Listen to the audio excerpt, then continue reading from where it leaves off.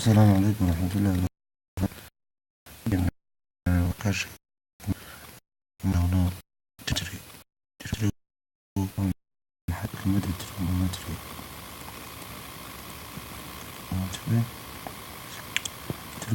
waxa weeyaan sameysha rukunka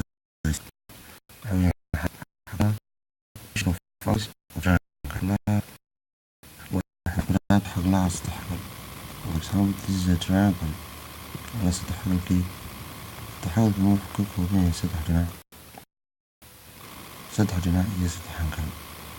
تيجي زانكلس سبوش تيجي زانكل أنكل مدى قبض وقت كنا يدوم كل هاي دين عنك صور جيدا أنكل كا وحلا هذا هو بسيط واي هاي أنكل كدين عن مركب قرب كوكوها وحلا هذا عرتسي أما وحلا ريس واحد جرى سارك استحالة يسكو حيرا أوبسيت ساركا يا جنس ساركا ولا راحتو سنو مركاسي عابتانيوس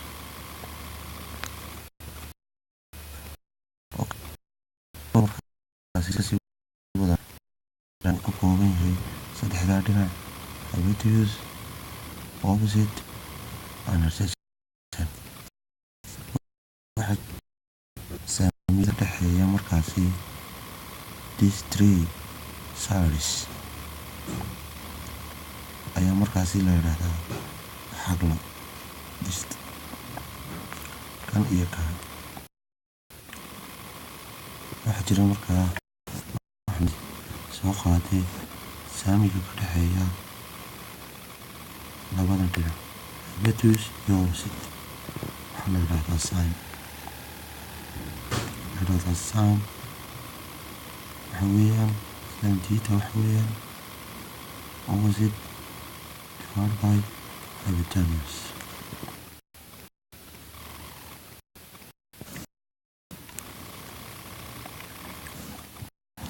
saamiga ka dhaxeeya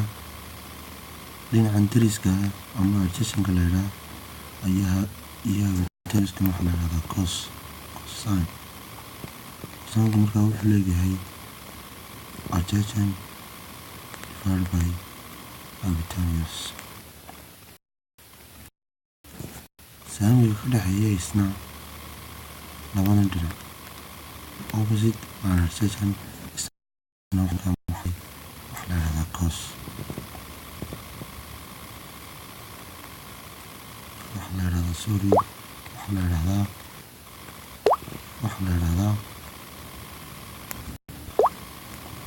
waxa la yidhahdaa tan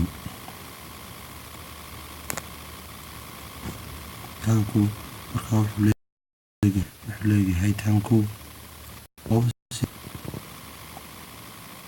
divided by adjacent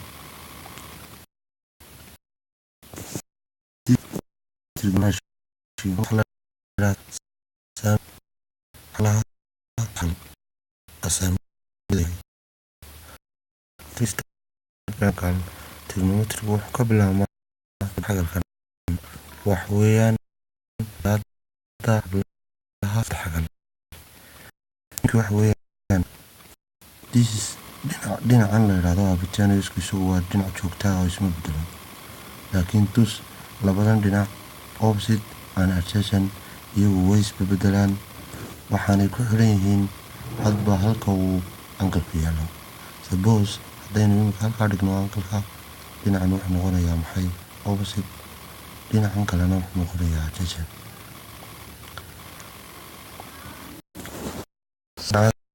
leedahay ayay labadan dhinac markaasi ku xiran yihiin halka uu angalku yaalo markaasina joogtaa waxaa jira ratio oo 6 angal markaasi iska soo horjeeda waxa la yidhahdaa markaa maxay sin oo la yidhaahdo cosic isagu wuxuu ka kooban yahay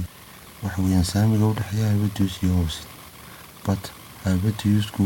markan hore sarreeyuhaa hooseeyuhaa laakiin markan dambe wuxuu noqonayaa sarreeye. Markaa wuxuu noqonayaa habitaaniuska oo loo qaybiyo opposite-ka. wuxuu cagis ku yahay markaa maxay? wuxuu cagis ku yahay sinka iyo cosisku oo isla horjeedaan. waxaa kaloo jira angalkan reciprocalka oo isna la yidhaahdo markaasi sika. wuxuu leeyahay ama waxa weeyaan wuxuu leeyahay saamiga u dhexeeya adjacent iyo habitus. halka markii hore coska uu adjacent divided by habitus ka ahaa sik angalka wuxuu noqonayaa habitus divided by adjacent. waxaa jira markaa angal lixaad oo markaa opposite ku haysna angalkan taanka oo la yidhaha cot. cotku waxa uu udhexeeya opposite divided by adjacent. halka markii hore opposite-ku oo sarreeya ka ahaa adjacent-kuna uu hooseeya ka ahaa, markan sarreeya noqonaya adjacent-ka, halka uu opposite-kuna markaasi hooseeya noqonaya. saamiyada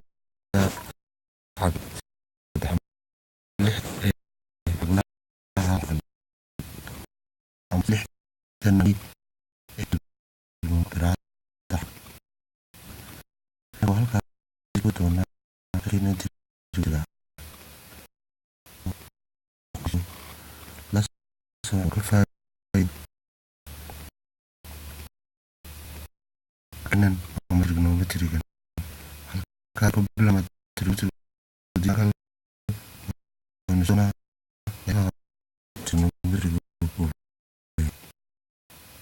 والسلام عليكم.